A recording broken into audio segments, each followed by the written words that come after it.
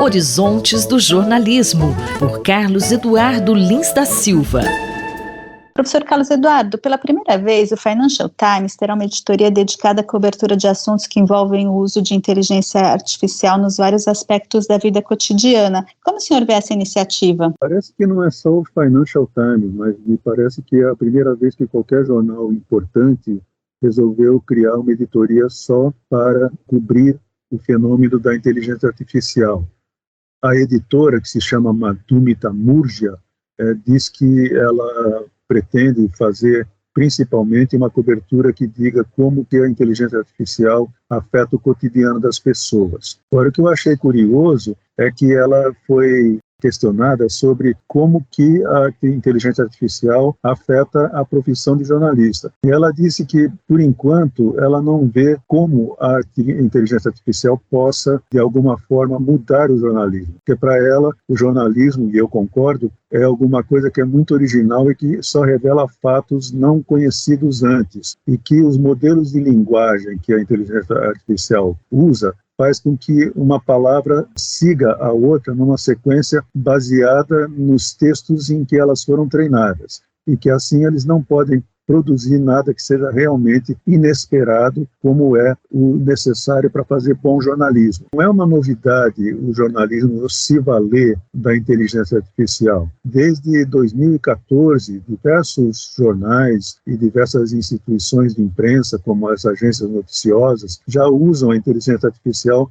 para fazer umas tarefas, digamos, braçais, não para escrever textos. O que mudou muito e que tem criado muita celeuma no meio do jornalismo é que esse chat GPT assombrou muita gente, inclusive a mim. Todo mundo que testou o chat GPT deve ter ficado impressionado com a rapidez com que um pedido é atendido e como o texto que vem é um texto que parece escrito por uma pessoa. Mas eu acho que isso foi um choque inicial, porque o que tem se mostrado para muitas pessoas é que os erros são enormes, com frequência. Por exemplo, o site de tecnologia americano CNET resolveu fazer quase todas as suas matérias por meio de inteligência artificial e tiveram que desistir poucos dias depois por causa da quantidade de erros que estavam sendo publicados. Então, os veículos jornalísticos, as empresas jornalísticas que ficaram muito fascinadas com o chat GPT, eu acho que elas vão pensar duas vezes antes de realmente investir nisso. Não só porque os erros colocam em risco a credibilidade do veículo, como existem problemas legais bastante sérios. Você sabe que o que a inteligência artificial faz é ser alimentada por textos que estão aí em todo lugar na internet e com base nesses textos é que elas são capazes de escrever os seus textos. O Wall Street Journal já disse que vai processar quem, de alguma forma, utilize os seus textos para alimentar a inteligência artificial sem devidamente fazer os pagamentos a que o Wall Street Journal tem direito. Uma coisa também que foi comprovada nessa experiência desse site CNET é que muitos textos são plagiados integralmente, ou grande parte deles. Muitos parágrafos são cópias de coisas já publicadas. Então, acho que o medo de perder credibilidade e o medo de ser processado porque os textos são plagiados ou são originados de produtos das empresas jornalísticas vão fazer essas duas coisas com que as empresas e os veículos sejam muito cuidadosos em substituir as suas redações pelos robôs. E também não empobrece um pouco, professor, considerando exatamente isso que o senhor comentou antes, que o jornalismo em grande parte é a descoberta do novo. Então, assim, se uma inteligência artificial ela se utiliza de bancos de dados que já existem, de textos que já existem, parte da função do jornalismo é acrescentar coisas novas nessas informações que já existem, não simplesmente compilar coisas que já foram feitas, não? Sem dúvida nenhuma. Eu acho que esse é talvez até o problema principal dessa pequena obsessão que muitos jornalistas e empresas jornalísticas estão tendo com esse robô que realmente impressiona muito bem na primeira impressão que ele passa, mas depois você vê que não é comparável com o trabalho dos seres humanos. O jornalista e professor Carlos Eduardo Lins da Silva, colunista da Rádio USP, conversou comigo, Márcia Blasques. Horizontes do Jornalismo, por Carlos Eduardo Lins da Silva. Doutor Bartô e os Doutores da Saúde, com João Paulo Lotufo. Dr. João Paulo Lotufo, nos conte o que foi discutido na reunião do Conselho Federal de Medicina sobre drogas lícitas e ilícitas. Nessa semana, tivemos mais uma reunião da Comissão de Drogas Lícitas e Ilícitas do Conselho Federal de Medicina.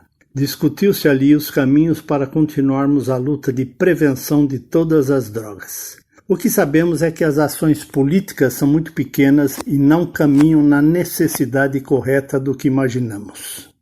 Um trabalho feito aqui na Universidade de São Paulo, Hospital das Clínicas, o Henrique Bombana, um dos autores, relata aí a prevalência do consumo de substâncias psicoativas entre pessoas internadas com trauma no Hospital das Clínicas.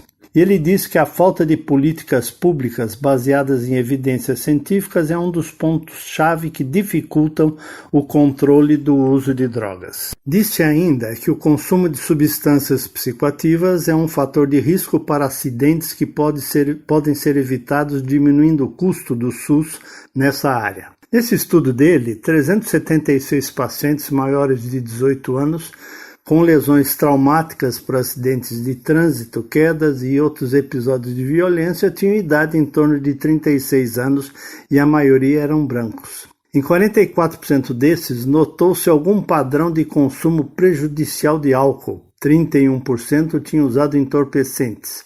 E apesar de a maconha ser a droga ilícita mais consumida do Brasil, a prevalência do uso de cocaína foi maior entre pacientes incluídos nesse estudo. Dr. Lotufo, é fato que as mulheres estão bebendo mais ou é apenas uma impressão que a gente tem, hein?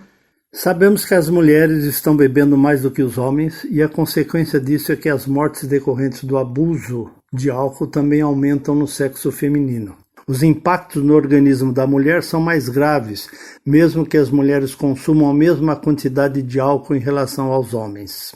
Os artigos sempre comentam sobre os cuidados em relação à moderação no uso de bebida alcoólica. Alimente-se antes e durante a ingestão alcoólica, beba muita água e saiba parar na hora certa. Quem trabalha em unidades de emergência e urgência podem confirmar o que estamos falando. A cidade de Campinas está programando uma grande campanha através do grupo Free Mind Sup Brasil para conscientizar a população sobre a questão de drogas e álcool é uma droga. Utilizarão todo o material do Dr. Bartô, livretos, vídeos, propaganda na mídia, sendo essa cidade a primeira no país que deverá ter um programa amplo de prevenção, acompanhado por uma entidade de prevenção internacional e também nacional. O que faltam são ações políticas que podem acelerar a prevenção no uso de álcool e outras drogas. Decisões políticas importantes como aumento dos impostos da bebida alcoólica, a contrapropaganda, trabalho de prevenção contínuo nas escolas, maior fiscalização, punição exemplar, etc. Na próxima semana estaremos discutindo no encontro da ACT, Associação de Controle do Tabagismo do Brasil, no Rio de Janeiro, caminhos para a prevenção. Mas você já pode começar essa campanha dentro da sua casa. Converse e escute seu filho adolescente. É um bom começo. Um grande abraço do Dr. Bartô. Eu sou Sandra Capomatto, você ouviu o Dr. João Paulo Lotufo, pediatra do Hospital Universitário da USP, responsável pelo projeto Dr. Bartô. Doutor Bartô e os Doutores da Saúde, com João Paulo Lotufo. Conflito e Diálogo, por Marília Fiorilo. Olá, bom dia, professora Marília Fiorilo. Muito bem-vinda de volta à sua coluna. Bom dia a todos e um feliz 2023. Inicialmente, eu queria explicar algumas mudanças em nossa coluna. Tradicionalmente, buscávamos o furo jornalístico, isto é, antecipar notícias que ainda não haviam sido abordadas pela mídia nacional. No nosso novo formato, como passaremos a gravar o podcast com a antecedência de 3-4 dias antes dele ir ao ar, os temas escolhidos serão tratados menos como breaking news e mais como análises detalhadas de cada caso. Professora, eu gostaria muito que a senhora falasse hoje sobre o papel dos mercenários no conflito Rússia-Ucrânia. Sua pergunta é muito interessante e remete a um podcast que gravamos quase um ano, maio de 2022, sobre o grupo de mercenários Wagner, braço direito de Vladimir Putin, e seu papel na invasão da Ucrânia. Professora, e o que o grupo Wagner pretende? Primeiro, é bom frisar que se trata de um bando sanguinário que tortura e mata civis em larga escala. Eles pretendem o que todos os mercenários querem: serem pagos para matar. Já prestaram serviços a Putin na Síria, Líbia e na República Centro-Africana. São muito mais experientes e cruéis que os jovens soldados russos convocados para uma guerra que mal entendem.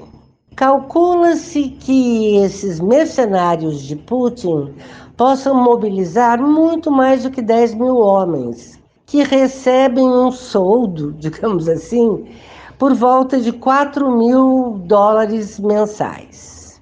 Entre eles, há diversos criminosos condenados, inclusive por homicídio, que foram soltos das prisões russas com a promessa de anistia. Alguns generais russos têm se mostrado muito insatisfeitos com a força crescente do Wagner. Mas Prigozhin, o chefe desses mercenários, pertence ao círculo íntimo e cada vez mais reduzido de Putin. É um dos seus homens de confiança e que já foi seu cozinheiro. Na próxima semana contaremos a história de Prigozhin, que começou a vida vendendo cachorro-quente em uma barraquinha e hoje disputa o poder com as altas patentes militares russas. Ouvimos a professora Marília Fiorilo, que conversou comigo, Márcia Vanza. Conflito e Diálogo, por Marília Fiorilo.